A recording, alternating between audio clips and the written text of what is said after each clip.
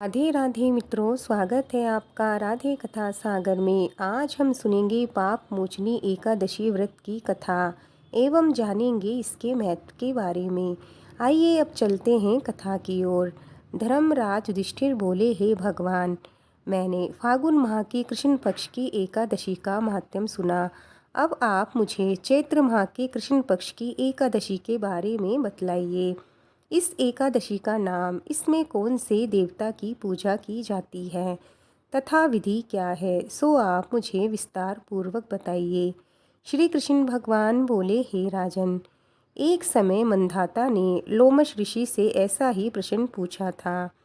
तब लोमश ऋषि ने उत्तर दिया कि हे राजन, चैत्र माह के कृष्ण पक्ष की एकादशी का नाम पाप मोचनी है। इसके व्रत के प्रभाव से मनुष्य के अनेक पाप नष्ट हो जाते हैं। इसकी कथा इस प्रकार है। प्राचीन समय में चैत्ररथ नामक एक वन था। उसमें अप्सराएं किन्नरों के साथ विहार किया करती थी। वहाँ सदैव बसंत का मौसम रहा करता था, अर्थात उस जगह सदा नाना प्रकार के पुष्प खिले रहते थे। सभी गंधर्व कन्याएं विहार किया करती थी। कभी देवेंद्र अन्य देवताओं के साथ क्रीड़ा किया करते थे। उसी वन में मेधावी नाम के एक ऋषि भी तपस्या में लीन रहते थे। वह शिव भक्त थे। एक दिन मंजू घोषा नामक एक अप्सरा ने उनको मोहित कर उनकी निकटता का लाभ उठाने की चेष्टा की। इसीलिए वह कुछ दूरी पर बैठ वीणा बजाकर मधुर स्वर में गाने लगी। उसी समय शिव भक्त महर्षि मेधावी को कामदेव भी जीतने का प्रयास करने लगे। कामदेव ने उस सुंदर अप्सरा के भ्रू का धनुष बनाया, कटाक्ष को उसकी डोरी बनाई और उसके नेत्रों को मंजू घोषा अप्सरा का सेनापति बनाया। इस तरह कामदेव अपने शत्रु भक्त को जीतने को तैयार हुआ। उस समय महर्षि मेधावी भी युवावस्था में थे और काफ़ी हष्टपुष्ट थे। उन्होंने यज्ञोपवीत तथा दंड धारण कर रखा था। वे दूसरे कामदेव के समान प्रतीत हो रहे थे। उस मुनि को देखकर कामदेव के वश में हुई मंजू घोषा ने धीरे धीरे मधुर वाणी से वीणा पर गायन शुरू किया। तो महर्षि मेधावी भी मंजू घोषा के मधुर गाने पर तथा उसके सौंदर्य पर मोहित हो गए। वह अप्सरा मेधावी मुनि को कामदेव से पीड़ित जानकर उनसे आलिंगन करने लगी। महर्षि मेधावी उसके सौंदर्य पर मोहित होकर शिव रहस्य को भूल गए और काम के वशीभूत होकर उसके साथ रमण करने लगे। काम के वशीभूत होने के कारण मुनि को उस समय दिन रात का कुछ भी ज्ञान न रहा और काफ़ी समय तक रमण करते रहे। तदुपरांत मंजू घोषा उस मुनि से बोली, हे ऋषिवर, अब मुझे बहुत समय हो गया है, अतः स्वर्ग जाने की आज्ञा दीजिए। अप्सरा की बात सुनकर ऋषि ने कहा, हे मोहिनी, संध्या को तो आई हो, प्रातःकाल होने पर चली जाना। ऋषि के ऐसे वचनों को सुनकर अप्सरा उनके साथ रमण करने लगी। इसी प्रकार दोनों ने साथ साथ बहुत समय बिताया। मंजू घोषा ने एक दिन ऋषि से कहा कि हे विप्र, अब आप मुझे स्वर्ग जाने की आज्ञा दीजिए। मुनि ने इस बार भी वही कहा, हे रूपसी, अभी ज़्यादा समय व्यतीत नहीं हुआ, कुछ समय और ठहरो। मुनि की बात सुन अप्सरा ने कहा, हे ऋषिवर, आपकी रात तो बहुत लंबी है, आप स्वयं ही सोचिए, मुझे आपके पास आए कितना समय हो गया, अब और ज़्यादा समय तक ठहरना क्या उचित है। अप्सरा की बात सुन मुनि को समय का बोध हुआ और वह गंभीरता पूर्वक विचार करने लगा। जब उन्हें समय का ज्ञान हुआ कि उन्हें रमण करते 57 वर्ष व्यतीत हो चुके हैं, तो उस अप्सरा को वह काल का रूप समझने लगे। इतना ज़्यादा समय भोग विलास में व्यर्थ चला जाने पर उन्हें बड़ा क्रोध आया।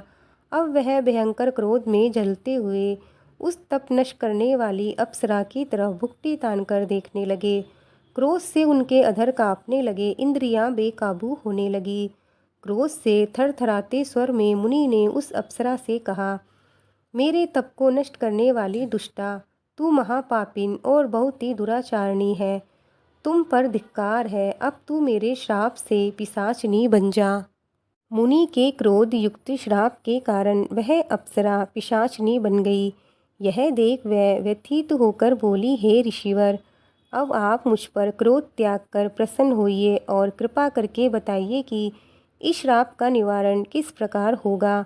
विद्वानों ने कहा है, साधुओं की संगत अच्छा फल देने वाली होती है और आपके साथ तो मेरे बहुत वर्ष व्यतीत हुए हैं। अतः अब आप मुझ पर प्रसन्न होइए, अन्यथा लोग कहेंगे कि एक पुण्य आत्मा के साथ रहने पर मंजू घोषा को पिशाचनी बनना पड़ा। मंजू घोषा की बात सुनकर मुनि को अपने क्रोध पर अत्यंत ग्लानि हुई, साथ ही अपनी अपकीर्ति का भय भी हुआ। अतः पिशाचनी बनी मंजू घोषा से मुनि ने कहा, तूने मेरा बड़ा बुरा किया है, किंतु फिर भी मैं तुम्हें इस श्राप से मुक्ति का उपाय बतलाता हूँ। चैत्र माह के कृष्ण पक्ष की जो एकादशी, उसका नाम है पापमोचनी। उस एकादशी का उपवास करने से तेरी पिशाचनी की भय से मुक्ति हो जाएगी। ऐसा कहकर मुनि ने उसको व्रत का सब विधान समझा दिया। फिर अपने पापों का प्रायश्चित करने के लिए वह अपने पिता च्यवन ऋषि के पास गए। च्यवन ऋषि ने अपने पुत्र मेधावी को देखकर कहा कि हे पुत्र, ऐसा क्या किया तूने कि तेरे सभी तप नष्ट हो गए, जिससे तुम्हारा समस्त तेज मलिन हो गया। मेधावी मुनि ने लज्जा से अपना सिर झुकाकर कहा कि पिताश्री, मैंने एक अप्सरा से रमण करके बहुत बड़ा पाप किया है। इसी पाप के कारण मेरा सारा तेज और मेरे सारे तप नष्ट हो गए हैं। कृपा करके आप इस पाप से छूटने का उपाय बतलाइए। ऋषि ने कहा, हे पुत्र, तुम चैत्र माह के कृष्ण पक्ष की पाप मोचनी एकादशी का विधि तथा भक्ति पूर्वक उपवास करो। इससे तुम्हारे सभी पाप नष्ट हो जाएंगे।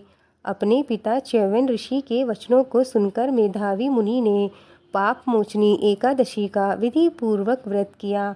उसके प्रभाव से उसके सभी पाप नष्ट हो गए। मजू घोषा अप्सरा भी पाप मोचनी एकादशी का उपवास करने से पिशाचनी की दय से छूट गई और पुनः अपना सुंदर रूप धारण कर स्वर्गलोक को चली गई। मित्रों, ये कथा यहीं पूर्ण होती है। भगवान विष्णु जी की कृपा आप सब पर बनी रहे। आइए अब हम सुनेंगे गणेश जी की कहानी। गणेश जी की कहानी सुने बिना हमें किसी भी कथा को सुनने का पूरा फल नहीं मिलता। आइए पूरा फल पाने के लिए हम गणेश जी की कथा सुनते हैं। एक बार बुढ़िया माँ थी, उसके एक छोटी सी पोती थी। एक बार गणेश जी का मेला भरा तो लड़की ने अपनी दादी से कहा, दादी माँ, मैं भी मेले में जाऊंगी। दादी माँ ने कहा, बेटा, तुम अभी छोटी बच्ची हो, तुम्हें कौन संभालेगा, मेले में दब दबाकर मर जाओगी। पर वो नहीं मानी। हार कर दादी माँ ने 4 लड्डू चूरमे के बनाकर लड़की के साथ बांध दिए और कहा, बेटा, पहले विनायक जी के भोग लगाना, फिर तुम खा लेना। लड़की गणेश जी के मंदिर जाकर बैठ गई और कहने लगी, हे विनायक जी, 2 लड्डू तुमको, 2 लड्डू मुझको। आप खाओ तो मैं भी खाऊं, आप खाओ तो मैं भी खाऊं। इस प्रकार बोलते बोलते उसे शाम हो गई। मेला अब बिछड़ने लगा था, लेकिन गणेश जी लड्डू खाने नहीं आए। लड़की ने फिर गणेश जी से करुणा में पुकार की, आप लड्डू खा लो, मैं अपने घर भी जाना चाहती हूँ, मेरी दादी मेरी राह देख रही होगी। विनायक जी उसकी सच्ची भक्ति देखकर प्रभावित हो गए और बोले, लाओ बेटा, लड्डू खिला दो। लड़की ने गणेश जी को अपने हाथों से लड्डू खिलाया। तब गणेश जी ने कहा, बेटा, कुछ मांग लो। लड़की ने कहा, मुझे तो मांगना नहीं आता। गणेश जी ने कहा, कुछ भी मांग लो। लड़की ने कहा, ठीक है, दे दीजिए। गेहूं की गाड़ी दो, घी का चूरू दो, रिमझिम करते सिर से पांव तक गहने दो, चटके की चाल दो, पटके की मोद दो, दादी की आंखें दो, महल मलिया जाली झरोका दो, पूत पालने साई सेज में गोद भतीजा, थली भरी जूतों की दो, कोने भरी लाठी की, गाय गवाड़े भैंस बाड़े दो, दूध कढ़ाई चढ़ने को रथ, सोने के लिए सोने का पलंग दो।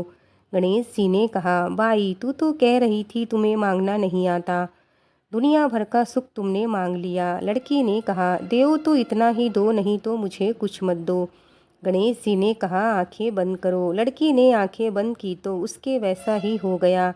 इधर दादी को चिंता हो रही थी। मेले में जाकर आने वालों से पूछ रही थी, अरे, मेरी पोती को देखा है क्या, लेकिन किसी ने भी हाँ नहीं भरी। रात होने को आई और अब तक भी मेरी पोती नहीं आई। अगर उसे कुछ हो गया तो मैं छत पर चढ़कर मर जाऊंगी। तभी लोगों ने कहा, बुढ़िया देख, तेरी लड़की रथ पर चढ़ी रिमझिम करती चली आ रही है। तभी उसकी दादी की आंखों में रोशनी भी आ गई। उसने अपनी पोती से पूछा, ये सब कैसे हुआ? लड़की ने कहा, गणेश जी टूटे हैं दादी माँ।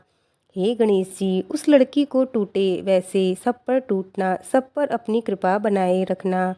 मित्रों, ये कथा यहीं पूर्ण होती है। भगवान गणेश जी की कृपा आप सब पर बनी रहे। आपको आज की कथाएं कैसी लगी, हमें लाइक कमेंट करके ज़रूर बताएं। मिलते हैं और एक नई कथा के साथ। तब तक के लिए जय श्री कृष्णा, जय श्री राधे।